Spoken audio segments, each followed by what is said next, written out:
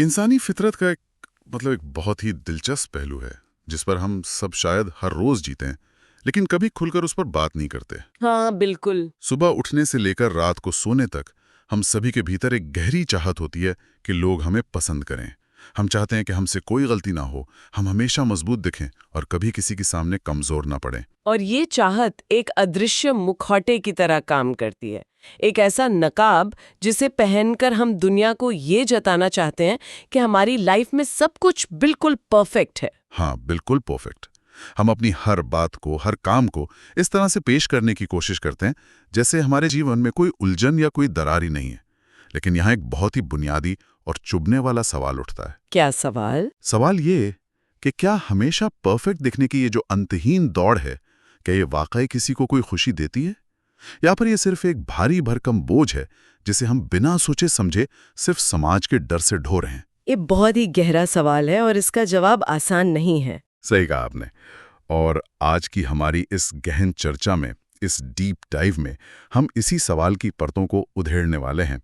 आज हम जिस किताब के पन्नों में गोता लगा रहे हैं वो है ब्रेने ब्राउन की बेहद मशहूर और प्रभावशाली research the gifts of imperfection. ये किताब सच में नजरिए को बदल देने वाली है। बिल्कुल। और आज का हमारा मिशन बहुत स्पष्ट है।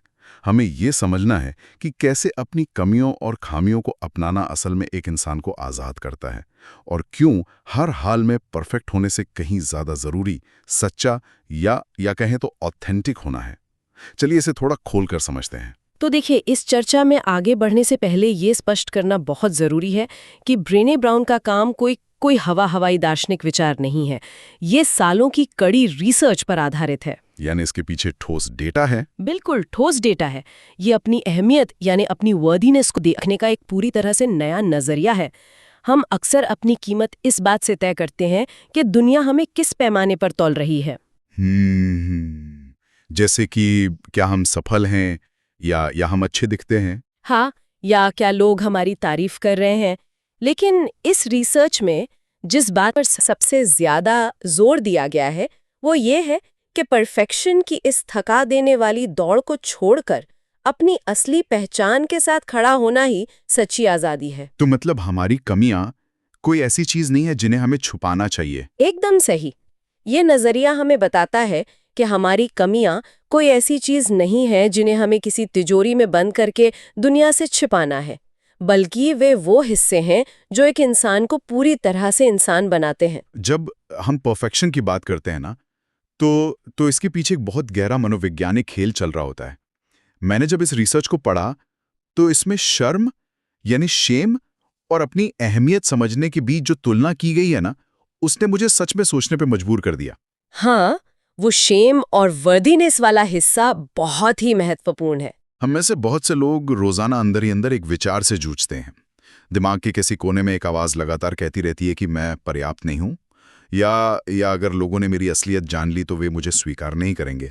और ये आवाज इतनी गहरी होती है कि ये हमारे करियर के फैसलों से लेकर हमारे रिश्तों तक को प्रभावित करती है।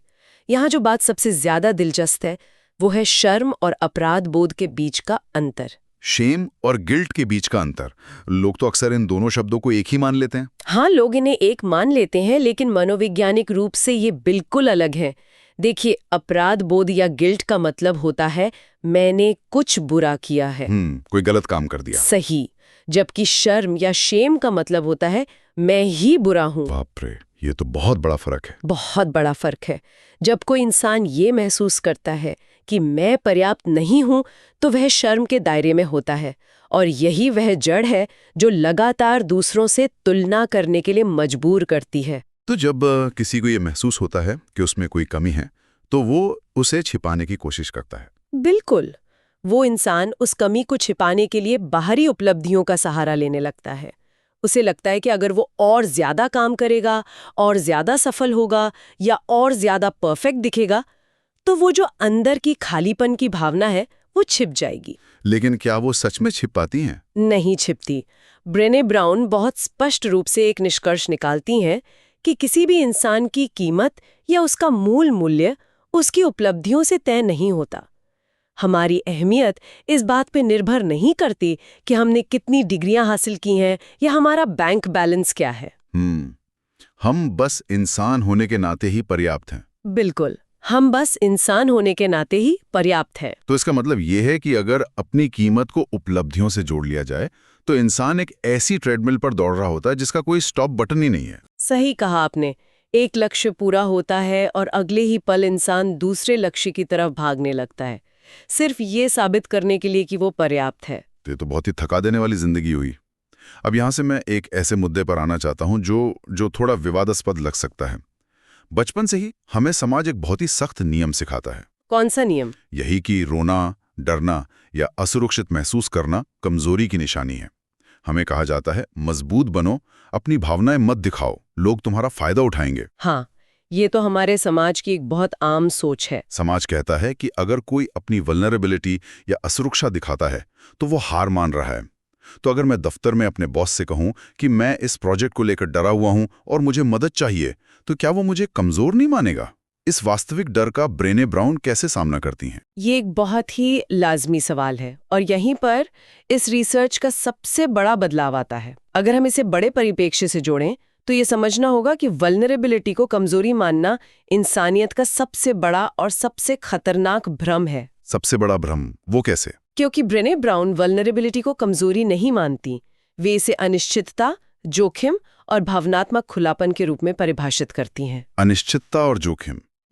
अब जरा सोचिए, क्या किसी नए इंसान से पहली बार ये कहना कि मैं तुमसे प्यार करता हूं कमजोरी है? या जब कोई गारंटी ना हो तभी अपना कोई नया स्टार्टअप शुरू करना कमजोरी है? बिल्कुल नहीं। इसके लिए तो बहुत बड़े साहस की जरूरत होती है। सही कहा आपने। वल्नरेबिलिटी असल में हिम्मत का दूसरा नाम है। जब हम अपनी असली भावनाओं को छिपाते हैं, जब हम डर या दुख को दबा देते हैं, जिसे ब्राउन नंबिंग या सुन करना कहती हैं, तो असल में हम क्या कर रहे होते हैं? हम अपने दुख को महसूस करने से बच रहे होते हैं। हाँ, लेकिन हम सिर्फ अपने दुख को सुन नहीं कर रहे होते, बल्कि हम अपनी खुशी, अपने प्यार और अपने जुड़ाव को भी सुन कर रहे होते हैं। अच्छा, मतलब हम भावनाओं को चुन चुन कर सुन नहीं कर सकते? बिल्कुल नहीं। जब असली भावनाओं को छिपाया जाता है तो इंसानी जुड़ाव पूरी तरह से खत्म हो जाता है। सच्चे और गहरे रिश्ते तभी बनते हैं जब हम अपनी सुरक्षा के लिए पहने गए उस भारी भरकम परफेक्शन के नकाब को हटा देते हैं। ये नंबिंग वाला विचार सच में बहुत गहरा है।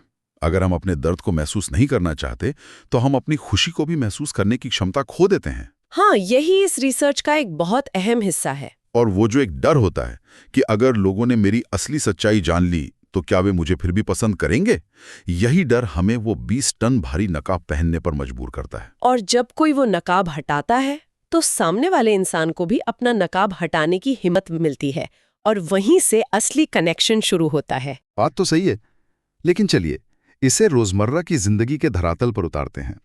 इस रिसर्च में एक बहुत ही खूबसूरत शब्द का इस्तेमाल किया गया है, पूरे दिल से जीना या होल हार्टेड लिविंग। हाँ, होल हार्टेड लिविंग।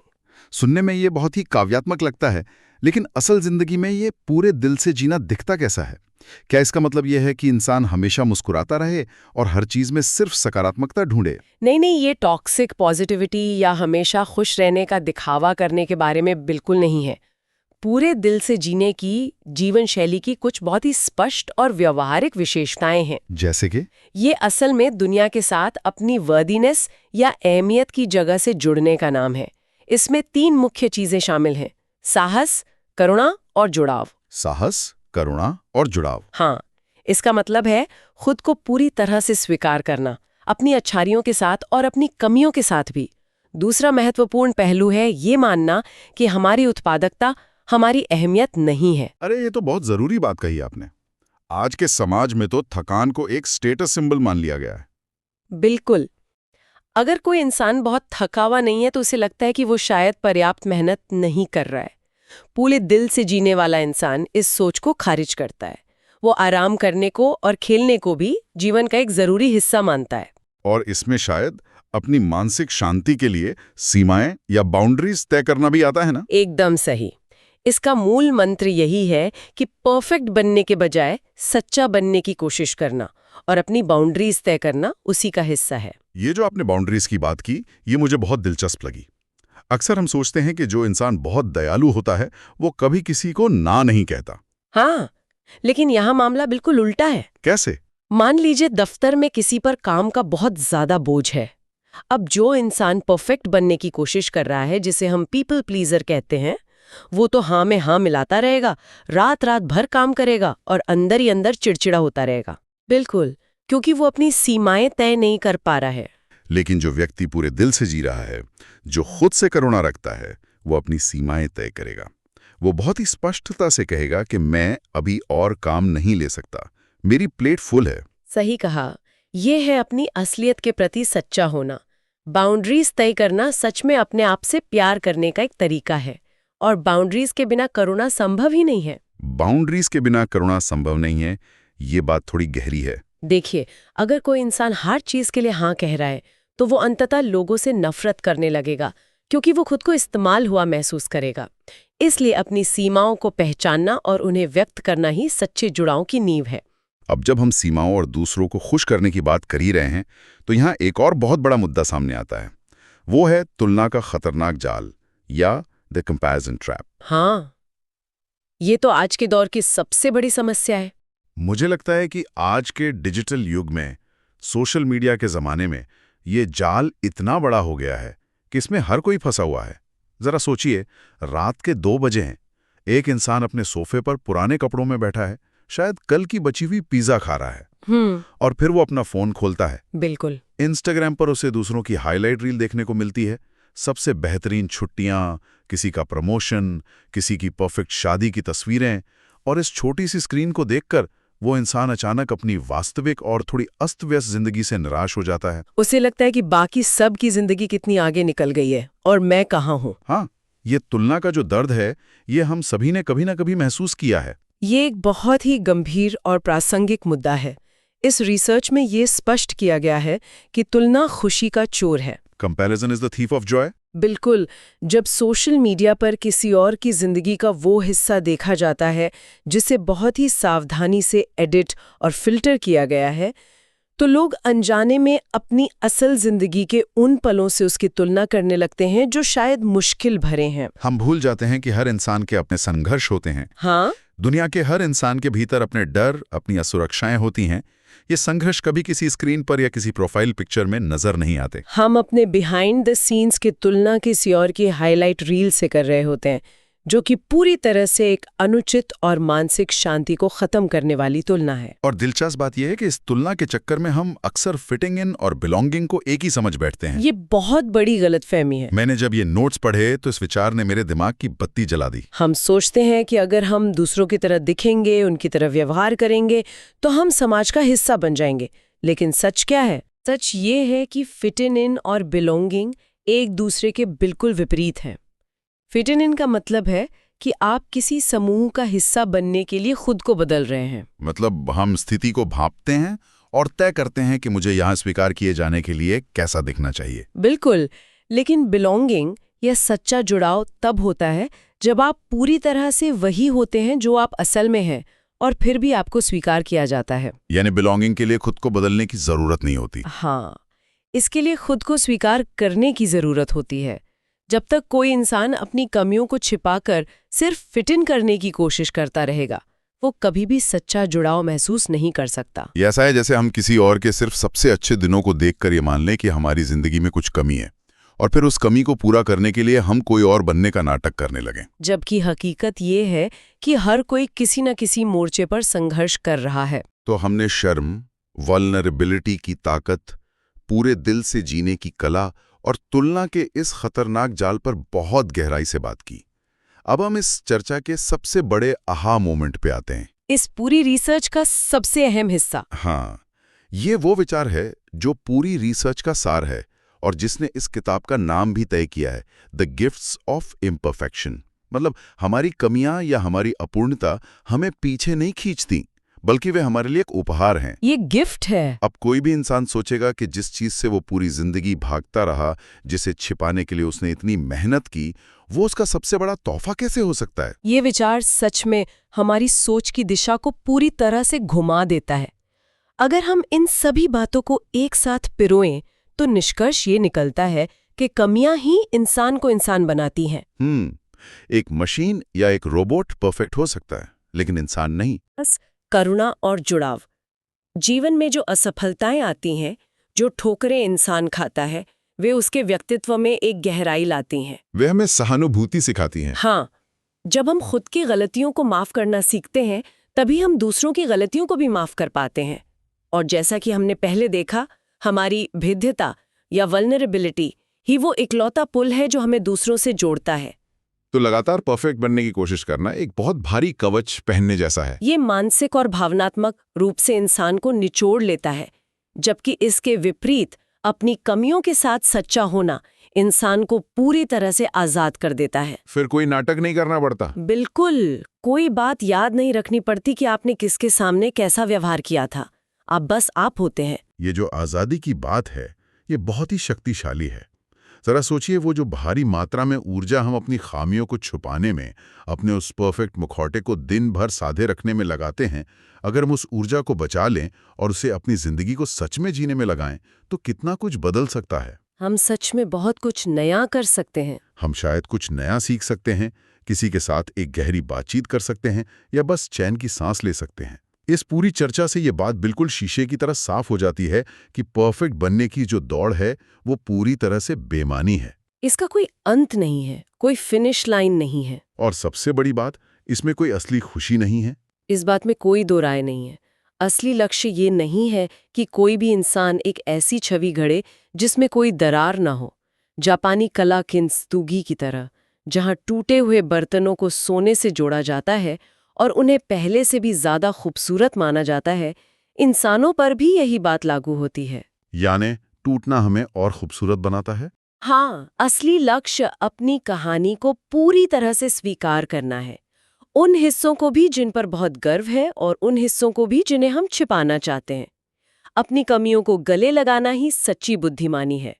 यही हमें पूरे दिल से जीने की ओर ले जाता है। और यही आज की इस डीप डाइव का सबसे मुख्य संदेश भी है। हम सभी को और समाज के हर व्यक्ति को इस एक विचार को अपने जीवन का हिस्सा बनाना चाहिए: मैं जैसा हूं पर्याप्त हूं। ये सिर्फ 3-4 शब्द नहीं है। नहीं, बिल्कुल नहीं। ये अपने आप में एक बहुत बड़ा और क्रांतिकारी बदलाव है। अपने आप से ये कहना कि मुझे प्यार और जुड़ाव पाने के लिए किसी और तरह का होने की जरूरत नहीं है। अब इस चर्चा को खत्म करने से पहले मैं एक ऐसे विचार की तरफ ध्यान खींचना चाहूंगा जो इन रिसर्च के पन्नों पर ही आधारित है, लेकिन हमें थोड़ा और गहराई में सोचने पर मजबूर करता है। वो क्या है? एक बहुत ही विचारोत्तेजक सवाल है।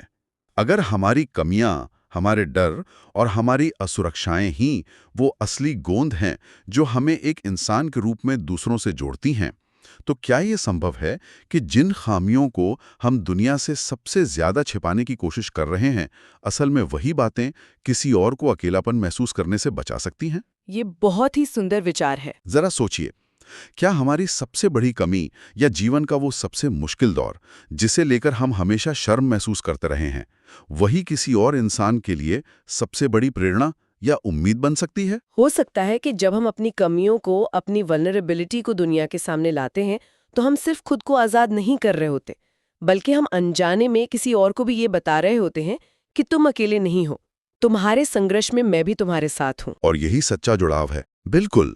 क्या पता हमारा वो परफेक्ट न होना ही इस दुनिया के लिए हमारा सबसे बड़ा उपहार हो। इसी गहरे विचार के साथ हम आज की इस डीप डाइव को यहीं विराम देते हैं। आशा है कि ये बातचीत उन अनसुने पहलुओं को समझने में मददगार साबित होगी जिन्हें हम अक्सर रोजमर्रा की भागदौड़ में नजरअंदाज कर देते हैं। खुद के प्रति सच्चे रहें, अपनी कहानी को अपनाएं और याद रखें, अपूर्णता ही सबसे बड़ा उपहार है। इस गहन चर्चा में हमारे साथ इतनी गहराई तक जाने के लिए बहुत बहुत धन्यवाद। मिलते हैं अगली बार एक और नए नजरिए के साथ।